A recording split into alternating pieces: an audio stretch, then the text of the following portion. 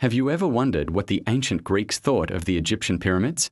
It might surprise you to learn that when the Greeks first saw these colossal structures, they were already thousands of years old. The story of how these two great civilizations intersected is fascinating, and it starts with a simple word: pyramid. The term we use today doesn't come from ancient Egyptian. It actually comes from the Greek word pyramis, which was a type of pointed wheat cake. When Greek travelers first laid eyes on the magnificent structures at Giza, they were reminded of these familiar cakes, and the name stuck. It's a humble origin for such a grand word, isn't it? Our main guide on this journey is a man often called the father of history, Herodotus. In the 5th century BC, long after the pyramids were built, Herodotus traveled to Egypt. He was a curious and meticulous observer, and his writings, known as the Histories, give us one of the earliest and most detailed accounts of the pyramids from an outsider's perspective.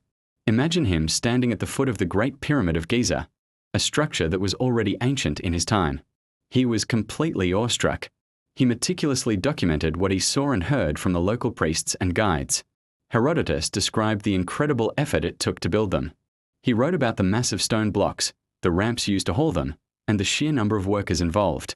He reported that the Great Pyramid took 20 years to build, with a workforce of 100,000 men laboring in 3-month shifts. While modern archaeologists have different figures, Herodotus's account captured the monumental scale of the project for his Greek audience back home. He also passed on stories he was told about the pharaohs who commissioned them, like Khufu, Khafra, and Menkaure. His writings weren't just a travel diary. They were the first major attempt to systematically study and explain these wonders to the Western world. Through his eyes, the pyramids transformed from distant marvels into tangible subjects of history and engineering.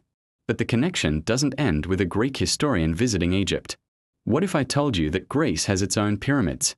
That's right. Scattered across a region known as the Argolis, in the Peloponnese Peninsula, are several small, pyramid-like structures.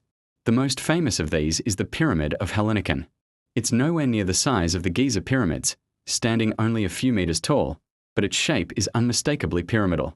For centuries, its purpose and origin have been a complete mystery. When was it built? And why? One of the most exciting and controversial theories is that the Greek pyramids are even older than the Egyptian ones. This idea came from an analysis in the 1990s that dated the stones of the Hellinikon pyramid to around 2720 BC. If this date is accurate, it would predate the Great Pyramid of Giza by at least a century. This would completely rewrite our understanding of architectural history. Could the Greeks have developed this iconic shape independently, or even before the Egyptians? It's a mind-boggling thought. However, most archaeologists are skeptical. They argue that the dating method used was flawed and that a more likely construction date is around the 4th century BC, making them much younger than their Egyptian counterparts. So what were they for? The theories are plentiful. Some scholars believe they were small forts or watchtowers, part of a defensive network. Their strategic locations on hillsides with clear views of the surrounding plains support this idea. The structures have small inner rooms, which could have housed a small garrison of soldiers. Another popular theory suggests they were agricultural buildings, perhaps used as storage for harvests. The name pyramis itself, referring to a wheat cake, might hint at a connection to grain and farming. Others propose they were memorial tombs or small shrines, similar to the grand royal tombs of Egypt but on a much humbler, local scale. The truth is, we don't know for sure. Unlike the Egyptian pyramids, which have been extensively studied, the Greek pyramids have yielded very few artifacts or inscriptions to give us definitive clues. They remain an intriguing local puzzle.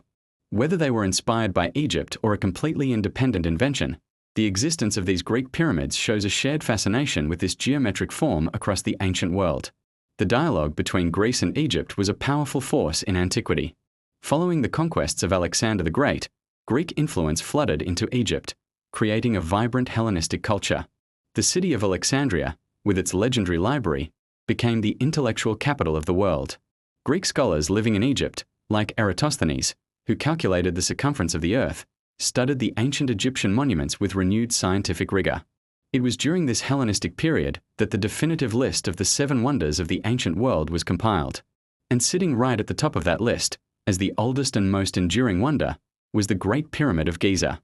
It was the Greek perspective, through writers like Herodotus and later scholars, that framed the pyramids as the ultimate symbol of ancient achievement and mystery.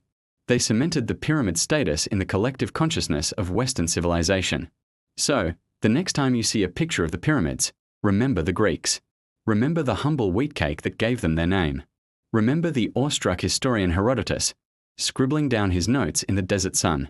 And remember the mysterious little pyramids of Argolis, a silent testament to a shared architectural dream.